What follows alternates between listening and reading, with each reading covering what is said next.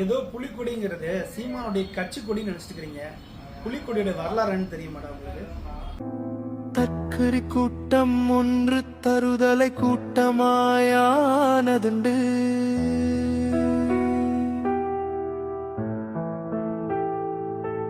இது சீமானின் கொடி இல்லடா கோமாளியே மாளியாய் திரிந்த தமிழர்களின் ஏற்றமாய் வந்த மேதகுவின் கொடியடா.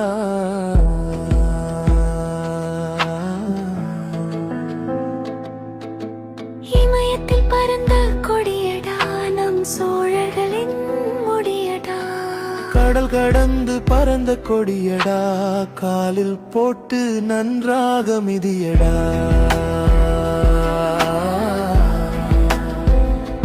ரசிக குஞ்சுகளே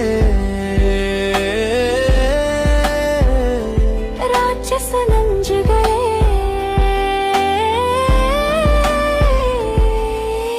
பள்ளிக்கூடமாவது நீங்கள் போனதுண்டா?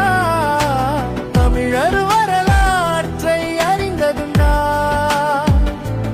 எங்கள் இளம் செச்சென்னி மட்டும் இருந்திருந்தா மென்னியை மென்றிருப்பார், உங்களை வாரி துன்றிருப்பார். சினிமா போதையிலே சீரழிந்த சனம் இனி நிலைக்காத பூமியிலே தமிழரினும் இனம். உறவுகளுக்கு வணக்கம். நம்ம இப்ப கடலூர் மாவட்டத்தில் இருக்கிற குறிஞ்சிப்பாடி தொகுதியில இருக்கிற சித்திரப்பேட்டையில தான் இருக்கோம். இங்க பாத்தீங்கன்னா வேட்பாளர் வரையறதுனால அவங்களை வரவேற்கும் விதமா கட்சி கொடியை கட்டப்பட்டு இருந்தது. தேர்தல் 19-20 அந்த தேதி வாக்குல இப்ப இந்த கொடியை பாத்தீங்கன்னா தாவேக்காவை சேர்ந்த சில பல தற்குறிகள் இந்த கொடியை கீழே போட்டு மிதிச்சு காணொலி போட்டு வெளியிட்டு இருக்காங்க. இன்னைக்கு அது எல்லாம் வைரலா போயிட்டு இருக்கு. அந்த ஊர்ல தான் நின்று பேசிட்டு இருக்கிறேன். தற்குறிகள் தப்பிச்சுட்டாங்க. இன்னைக்கு எஸ்பி கிட்ட கம்ப்ளைண்ட் கொடுக்கறது. இந்த புலிக்கொடியை மெரிச்சதுக்கு அந்த தற்கொலை மனித கேட்டே ஆகும். தேடி பார்த்தா இங்க ஆளை காணோம். இந்த புலிக்கொடிக்குன்னு ஒரு அருமை இருக்கு. தற்கூரிங்களுக்கு கொள்கையும் கிடையாது, கோட்பாடும் கிடையாது. ஒரு முட்டாள் கூட்டமா இந்த நடிகர் விஜய் இந்த கூட்டத்தை வளர்த்து எடுத்திருக்காருன்றதுக்கு இந்த செயல் ஒரு உதாரணமா இருக்கு. தாவேக்கா தற்கூரிகள் இந்த புலி கொடியை மிதிக்கலாம். எங்களோட தர்க்க ரீதியா நின்று பேசுறதுக்கு துணிச்சல் இருக்குமா?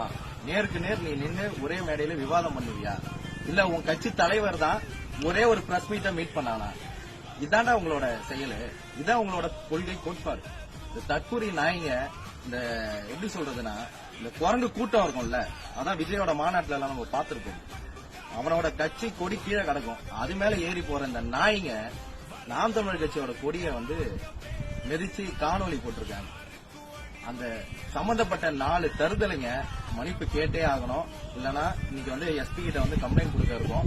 இதோட எதிர்வினை அப்படி கம்ப்ளைண்ட் கொடுக்கிறோம். அதுக்கும் சரியான ஆக்ஷன் எஸ்பி அவர்கள் எடுக்கலனா நாம் தமிழர் கட்சியோட எதிர்வினை இந்த தற்கூரிகளுக்கு எதிராக மிக மோசமா இருக்கும்.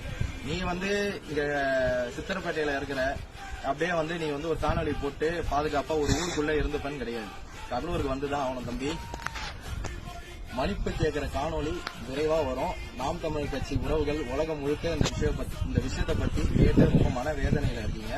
இந்த கடலூர் மண்ணில அந்த கடல் தீபன் இருக்கும் போது எந்த மாதிரியான கட்டமைப்பு இருந்ததோ அந்த கட்டமைப்பை விட மிகப்பெரிய கட்டமைப்பை இந்த கடலூர் மண்ணில நாங்க உருவாக்குவோம். நாம் தமிழர்